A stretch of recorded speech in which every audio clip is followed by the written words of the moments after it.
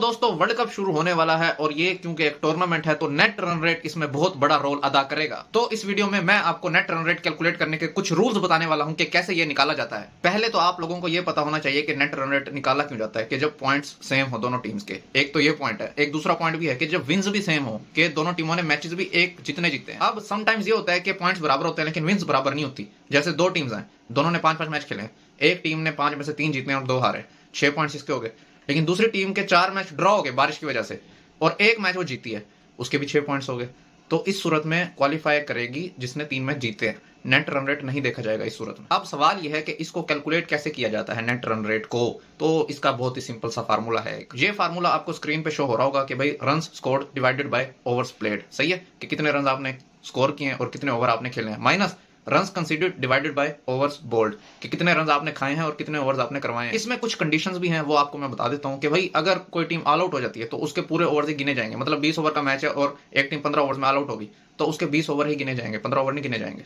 हाँ, 15 ओवर तब गिने जाएंगे अगर वो ऑल आउट नहीं होती कि 15 ओवर्स में उसने चेस कर लिया टारगेट, 150 का टारगेट था, चेस कर लिया 15 ओवर्स में और 5 विकेटों से जीत गई, तो उसके 15 ओवर गिने जाएंगे। अब ये तो सारी थ्योरी होगी। अब आते हैं थोड़ा न्यूमेरिकल की तरफ, आपको एग्जाम्पल से समझा देता हूं। अभी लास्ट T20I टूर्नामेंट कौन सा हुआ है, 2025 एशिया कप, उसमें आप पाकिस्तान का सुपर 4 स्टेज में पाकिस्तान का रन रेट चेक करें, प्लस 0.3 है। अब उसी फार्मूले में वैल्यूज डालते हैं कि पाकिस्तान ने सुपर 4 स्टेज में मैच खेले 3, सही है, बांग्लादेश से, श्रीलंका से और इंडिया से, और रन्स कितने किए हैं 3 मैचेस में, 444, 444, और ओवर्स कितने खेले हैं 58। अब 444 को 58 से डिवाइड कर दो, 7.66 आंसर आएगा। अब आते हैं फार्मूले के दूसरे पार्ट पे कि पाकिस्तान ने रन्स खाए कितने हैं और ओवर्स कितने करवाए हैं। तो भाई पाकिस्तान ने इन 3 मैचेस में 431 रन खाए हैं और ओवर्स करवाए हैं 58.83। अब तुम लोग बोलोगे ये 0.83 क्या है, ये कौन सी टर्म है? भाई दरअसल पाकिस्तान ने 58.5 ओवर्स करवाए हैं, सही है, लेकिन मैं इसको 58.83 इसलिए बोल रहा हूं क्योंकि अकॉर्डिंग टू मैथमेटिक्स अगर एक ओवर की 5 बॉलें हुई हैं तो उसको 0.83 ओवर बोलेंगे। जैसे एक ओवर की 3 बॉल्स को हम आधा ओवर बोलते हैं तो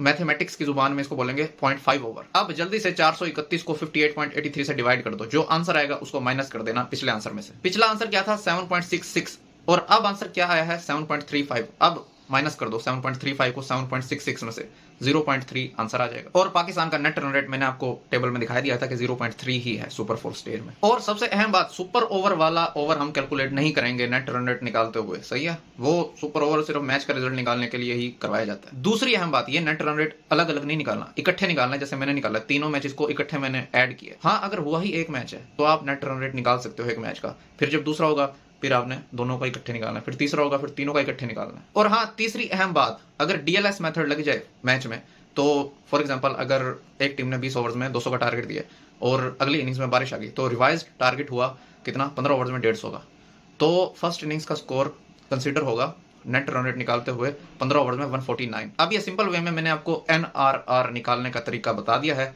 अब आप लोगों का कोई सवाल है तो पूछ लो कमेंट्स में।